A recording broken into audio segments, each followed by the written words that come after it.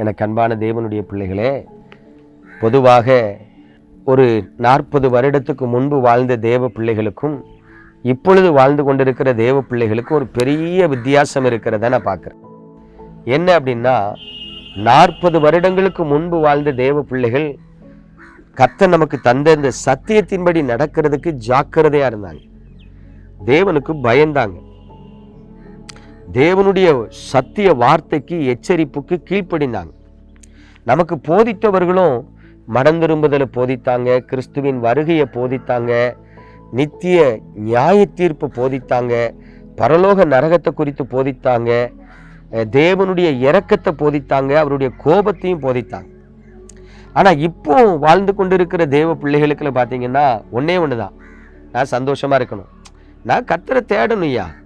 இப்போ இருக்கிற மக்கள் என்ன தெரியுமா, நீ சத்தியத்தை பேசினா எவனும் சர்ச்சுக்கு வர மாட்டான், முதல்ல சர்ச்சுக்கு வந்தாதானே நீ பிரசங்கம் பண்றதை கேட்பா, அப்ப சர்ச்சுக்கு வர்றதுக்கு உண்டான வழியை செய். அதனால என்னன்னா, யாரும் சத்தியத்தை பேசாதீங்க, உற்சாகமா பேசுங்க, சந்தோஷமா பேசுங்க, நல்லா பாடுங்க, கைத்தட்டுங்க, ஆராதனை பண்ணுங்க, நீ ஆசீர்வாதமா இருப்பான்னு மட்டும் சொல்லுங்க. இது எப்படிங்க? எனக்கு ஒன்றும் புரியலை. நல்லா கவனிங்க. நான் சின்ன பிள்ளையில இருக்கும்போது அம்மாமாரு வாரந்தோறும் செவ்வாய்க்கிழமை வேப்பலை அரைச்சி தருவாங்க, கசந்து கிடக்கும். ஆனால் பிள்ளைகள் குடிக்காது, சங்கை வச்சு ஊற்றி 2 சீனியே இல்லைன்னா அரிசி அள்ளி வாயில் போட்டுருவாங்க. அந்த பிள்ளைகள் அழுதுட்டு தான் இருக்கும்.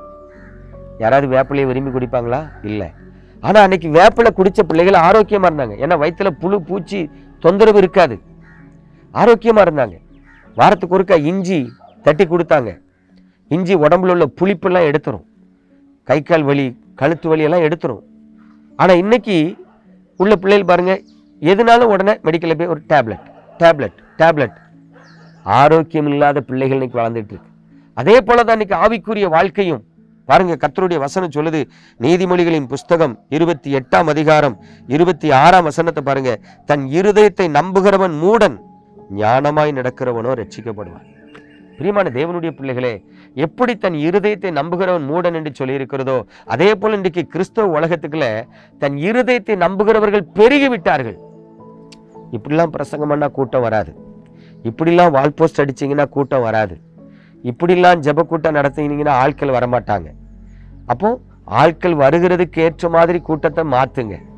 ஐயா, நீ மனம் திரும்புறதுக்கும் ஒன்றை மாத்துறதுக்கும் தான் இயேசு கிறிஸ்து வந்தார ஒழிய, நீ வந்து இயேசு கிறிஸ்து வச்சிருக்கிறத மாத்துறதுக்கு அவர் வரல. நீ மனம் திரும்பு, நீ குணப்படு, நீ கர்த்தருடைய வழியை கற்றுக்கொள், அப்பொழுது நீ பிழைப்பாய் என்பதுதான் சத்தியம். நீ மனம் திரும்பாம, நீ குணப்படாம, நீ இஷ்டம் போல வாழ்ந்து உன்னை சந்தோஷப்படுத்தி வாழ வைக்கிறதுக்கு சத்தியம் இல்லை. நீ ஆசீர்வாதமா இருந்தா என்ன, நீ ஆசீர்வாதமா இருக்காம போனா என்ன, நீ இந்த பூமியில வாழ்ந்து இருந்தான வாழ்ந்திருக்காம போனா என்ன, கர்த்தருக்கு ஒரு நட்டம் கிடையாது. ஆண்டவர் அன்னைக்கு யூதர்கள்ட்ட தெளிவா சொன்ன சத்தியத்தை பாருங்க.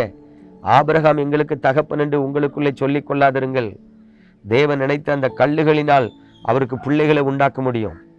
எனக்கு அன்பானவனே, எனக்கு அன்பான சகோதரியே, நீ உன் இருதயத்தை கடினப்படுத்தி, நீ வஞ்சிக்கப்பட்டு, நீ பாவத்தில் விழுந்து, நீ கர்த்தரை விட்டு தூரம்பட்டு, உன் ஆத்மாவை இழந்து, நீ அழிந்து நரகத்துக்கு போகாதபடி நீ மனம் திரும்புவாய் என்றால், நீ குணப்படுவாய் என்றால், உன் சொந்த புத்தி, உன் சொந்த விருப்பம், உன் சொந்த வெறுப்பு அதெல்லாம் தூக்கி தூர வச்சுட்டு கர்த்தருக்கு பயந்து வசனத்துக்கு கீழ்ப்படிந்து சபைக்கு உட்பட்டு நடக்க நீ வந்தா நீ ஆசீர்வாதமா இருப்ப. அப்படி இல்லைன்னா நீயா இருப்பா. நீ செத்தா அதுக்கு இயேசு கிறிஸ்து பொறுப்பு கிடையாது. உன் ஆத்துமா பரலோகத்துக்கு வராது, அவர் உனக்கு நித்திய ஜீவனை தரமாட்டார். உங்களுக்கு பிடிச்ச சபைக்கு போங்க, உங்களுக்கு பிடிச்ச மாதிரி வாழ்ந்துக்கிடுங்க. இன்னைக்கு நிறைய பேர் பாருங்க, இயேசு கிறிஸ்துவோட மாதாவுக்கு தான் ரொம்ப முக்கியத்துவம் கொடுக்கான். இன்னும் நிறைய பேர் பார்த்தீங்கன்னா இயேசு கிறிஸ்துவையும் தேடுவான், விக்கிரகத்தையும் தேடுவான். இன்னும் நிறைய பேர் பார்த்தீங்கன்னா ஜெபமும் பண்ணுவான், பாவமும் செய்வான். இஷ்டம் போல வாழுகிற வாழ்க்கை, நிர்விசாரமான வாழ்க்கை. ஆண்டவர் அமைதியை பார்த்துக்கிட்டு இருக்கார். கோதுமை வளருது, பக்கத்தில் களையும் வளருது, விட்டுரு, 2 வளருட்டு. அறுப்பு நாள்னு ஒன்று இருக்கு. அன்னைக்கு களையை முதல்ல சுட்டு தீய வச்சு எரிச்சிட்டு கோதுமையை களஞ்சியத்தில் சேர்ப்பேன்.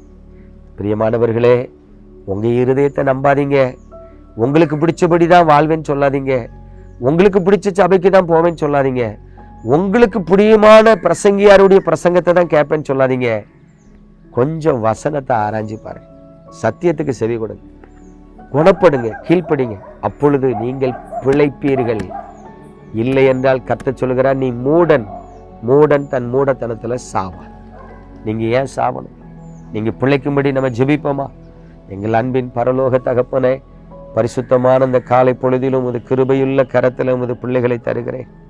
ஆண்டவரே, எங்கள் பிள்ளைகள் எத்தனை மூடர்களாய் இருக்கிறார்கள், நிர்விசாரிகளாய் இருக்கிறார்கள், நியாயமில்லாமல் இருக்கிறார்கள். இந்த பிள்ளைகளுக்காக இன்றைக்கு ஒரு செய்தியை கொடுத்தீர். இந்த பிள்ளைகளுக்காக நான் ஜெபிக்கிறேன். உம்முடைய கிருபை மாறாத கிருபை, விலகாத கிருபை. ஆனால் இந்த பிள்ளைகள் தங்கள் மூடத்தனத்தை விட்டு திரும்ப உதவி செய்யுங்க. தங்கள் இருதயத்தை நம்பாதபடி சத்தியத்துக்கு கீழ்ப்படுகிற பாக்கியத்தை கொடுத்தருங்க.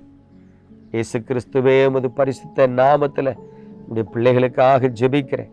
அவர்கள் அக்கிரமத்தை மீறுதலை மன்னித்து நோய்களை குணமாக்கி நித்தமும் நடத்துகிற உமது கிருபைக்குள் நீர் அவர்களை நடத்த வேண்டுமாய் இயேசு கிறிஸ்துவின் அன்பின் நாமத்தில் ஜெபிக்கிறேன் நல்ல பிதாவே, ஆமென். பிரியமானவர்களே, நீங்கள் ஏன் மூடனாய் இருந்து அழிந்து போகணும்? கர்த்தர் கிருபை அளிக்கிறார். God bless you.